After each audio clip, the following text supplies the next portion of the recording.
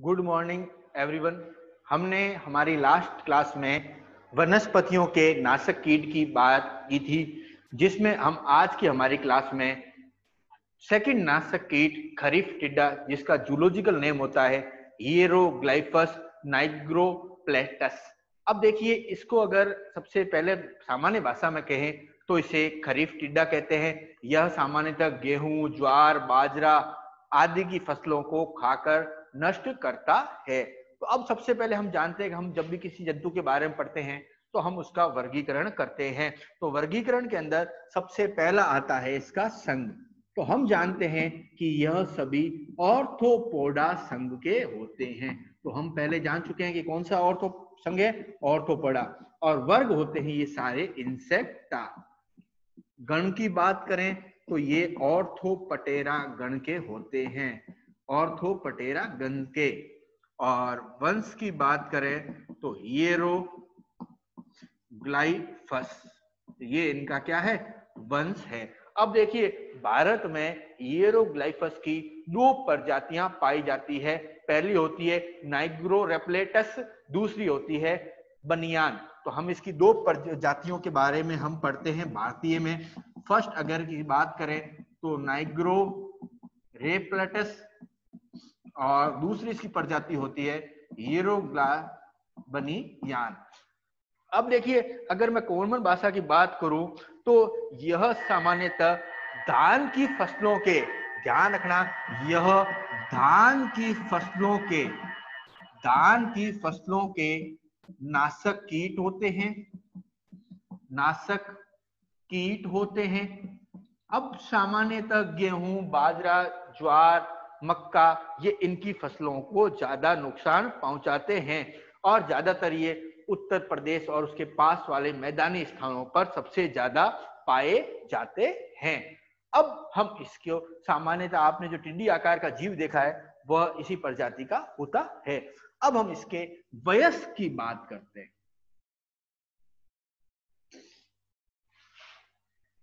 वयस्क, अब देखिए, यहाँ भारत में इसकी दो प्रजातियां हैं, तो दोनों के बारे में हम अलग अलग पढ़ लेते हैं। एक वयस्क सामान्यतः 4 से 5 सेंटीमीटर लंबा, हल्के हरे या पीले रंग का दिखाई देता। आपने जब घास के मैदानों पर हल्के पीले या हरे रंग के 4 से 5 सेंटीमीटर जो है वह टिड्डे आकार की जीव देखा है, वो रियल में ये होता है। तो यह 4 से 5 सेंटीमीटर लंबा व हल्का हरा या पीले रंग का होता है। तो 4 से 5 सेंटीमीटर लंबा, हल्का हरा या पीले रंग का होता है। लेकिन अब अगर मैं प्रजातियों की बात करूं तो सबसे पहली प्रजाति क्या है, हिएरोग्लाइफस।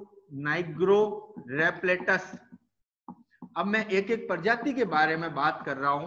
तो इस प्रजाति की बात करूं तो इसके पार्श्व में वक्ष के दोनों ओर 3 काली रेखाएं पाई जाती है। तो इसके वक्ष के पार्श्व में 3 जोड़ी काली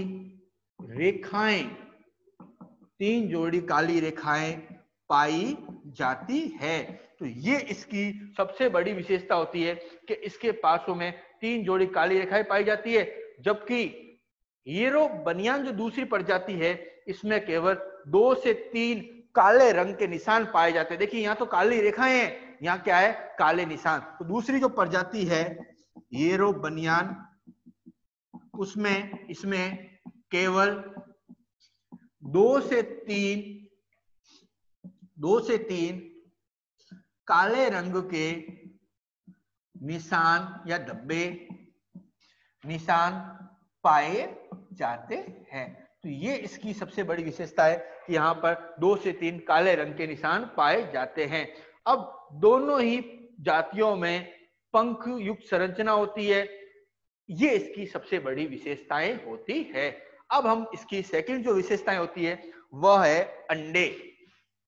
क्योंकि देखिए, वयस्क को हमने पढ़ लिया, अब हम पढ़ते हैं अंडे, क्योंकि हमें इनमें 4 पॉइंट पढ़ने हैं, वयस्क, अंडे, निम्फ और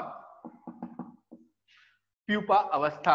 अब देखिए मादा जब अंडे देने की तैयारी करती है तब ये अपना उदर अंडे देने के उचित स्थान पर, अर्थात जिस खेत में ये अंडे दे रही होती है, तो मादा क्या करती है, सबसे पहले उदर में अंडे भरे हुए हैं तो सबसे पहले ये क्या करेगी, मुलायम स्थान की खोज करेगी, अर्थात जहां भी जमीन में हल्की सी दरार है, मुलायम है, वहां पर ये क्या करेगी, अपने अंडे देगी। अब अंडे क्या करेगी, जिस प्रकार हम खेत बोते हैं तो आपने देखा होगा हम एक एक पंक्ति में खेत बोते हैं, ठीक उसी प्रकार ये जो भी दरार होगी उसमें क्या करेगी, पंक्तियों में अंडे देगी, अर्थात एक लाइन में अंडे देती जाएगी।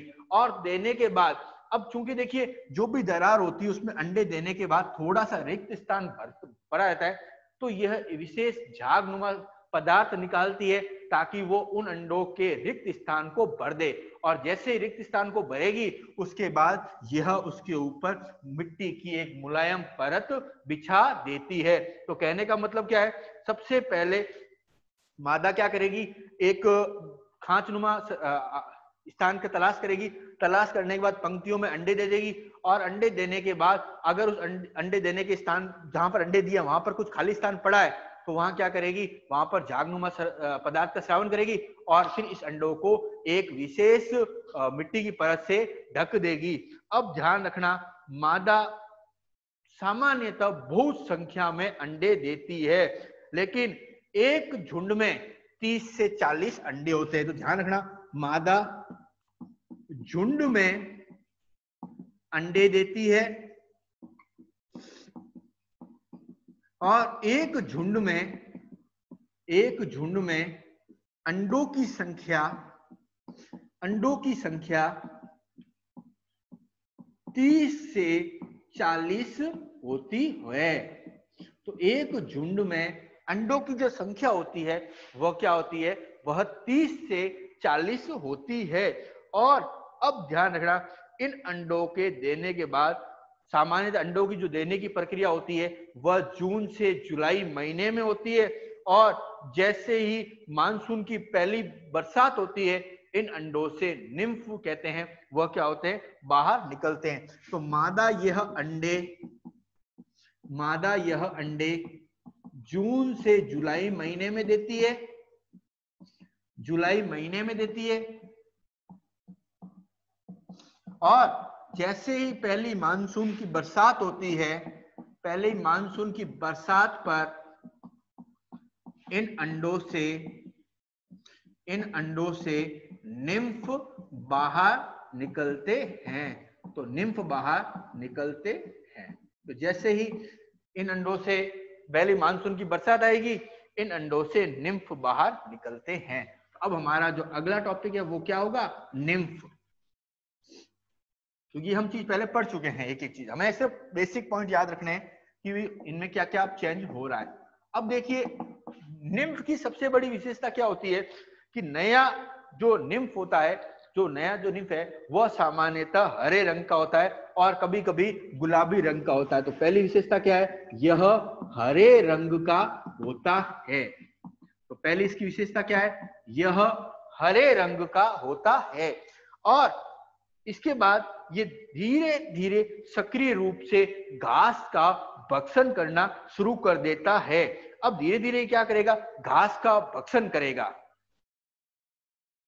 अब ध्यान रखना, यह सितंबर महीने के मध्य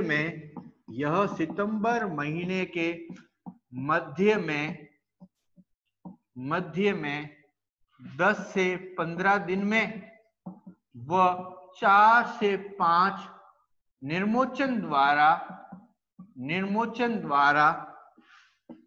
पूर्ण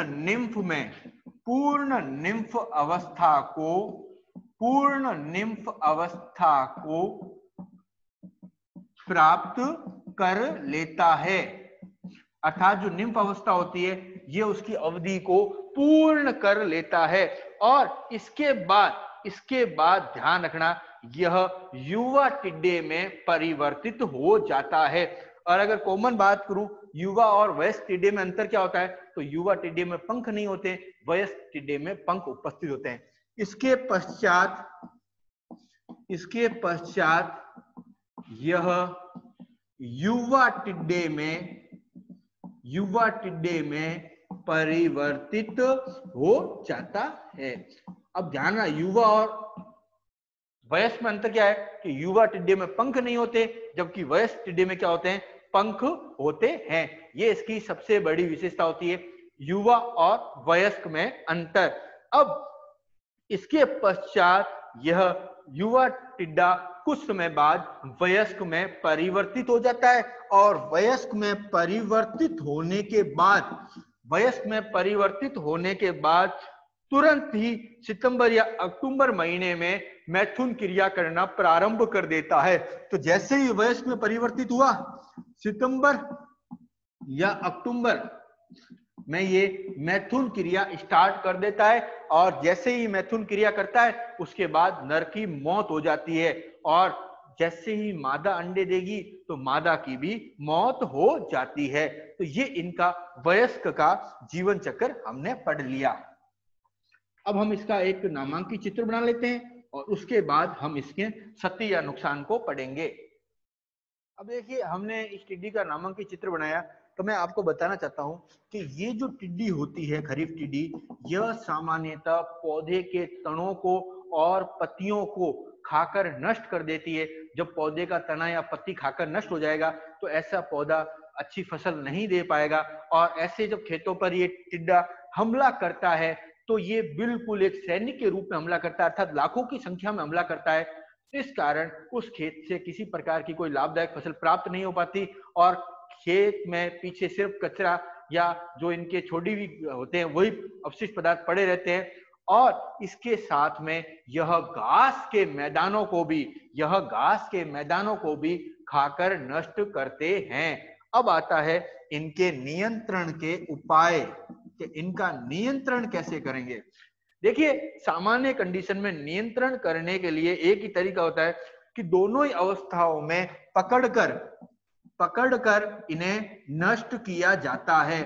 पकड़कर नष्ट करना, तो पहली जो इनकी सामान्य विशेषता होती है कि निम्फ को या फिर युवा अवस्था को या वयस्क को, तीनों को पकड़कर नष्ट किया जाता है। और अगर दूसरी विशेष केमिकल की बात करें तो ऐसे खेतों में सामान्यतः हेप्टाक्लोर 0.54%, हेप्टाक्लोर, या इसके अलावा मैं बात करूं तो 0.2% डाईएल्ड्रिन, 0.2% डाईएल्ड्रिन जैसे कीटनाशकों का प्रभाव किया जाता है। और ये बात ध्यान रखना, मैंने आपको एक स्टार्टिंग बताई थी, जब हम खेत को बोते हैं तो आपने देखा होगा कि इसके, जब हमने स्टार्टिंग बताई कि मादा खेत में 10 से 15 सेंटीमीटर तक नीचे अंडे देती है। जब इस कंडीशन की संभावना हो तो खेत को अच्छी तरह जोत देना चाहिए। जब खेतों को बहुत गहराई तक जोता जाएगा तो ध्यान रखना उनके अंडे क्या हो जाएंगे, टूटकर नष्ट हो जाएंगे। इसके साथ ही ये ध्यान रखना कि जब दूसरे जैसे चील है या जो दूसरी चिड़िया होती है वो भी इनके अंडों को कई बार खाकर नष्ट कर देती है। तो आज की जो हमारी क्लास थी उसमें इस एनिमल के बारे में हमने पढ़ा। अब हमारी जो नेक्स्ट क्लास होगी उसमें हम नेक्स्ट एनिमल के बारे में पढ़ेंगे। आज का जो हमारा एनिमल था वह खरीफ टिड्डा था, कि ये किस प्रकार फसलों को खाकर नष्ट करता है। और हाल ही के वर्षों में आपने देखा होगा ये टिड्डा बाड़मेर जैसे क्षेत्रों के लिए एक बहुत बड़ा अभिशाप बना है, कि ये लाखों हेक्टेयर फसलों को खाकर नष्ट कर देता है, और उनके तनों को, उनकी पत्तियों को ऐसा खाता है कि वो पौधा फिर बचने लायक ही नहीं रहता। इसीलिए ज्यादातर इनको पकड़कर नष्ट करका, या विशेष प्रकार के केमिकल का, या उनको गहराई तक जोत कर, या कुछ विशेष चील जैसे पक्षी आदि भी इनके अंडों को खाकर इनको नष्ट कर देते हैं। अब ध्यान रखना, इनका जो वयस्क और निम्फ दोनों ही फसलों के लिए हानिकारक है, लेकिन वयस्क और युवा ज्यादा है, क्योंकि निम्फ ज्यादा खतरनाक है, क्योंकि वयस्क का जीवन काल बड़ी मुश्किल से 1 से 3 दिन का ही होता है, वो प्रजनन करते ही मर जाता है। इसीलिए ध्यान रखना, इसमें सबसे खतरनाक फर्स्ट कहें तो निम्फ, सेकंड कहें तो युवा, थर्ड होते हैं वयस्क। धन्यवाद।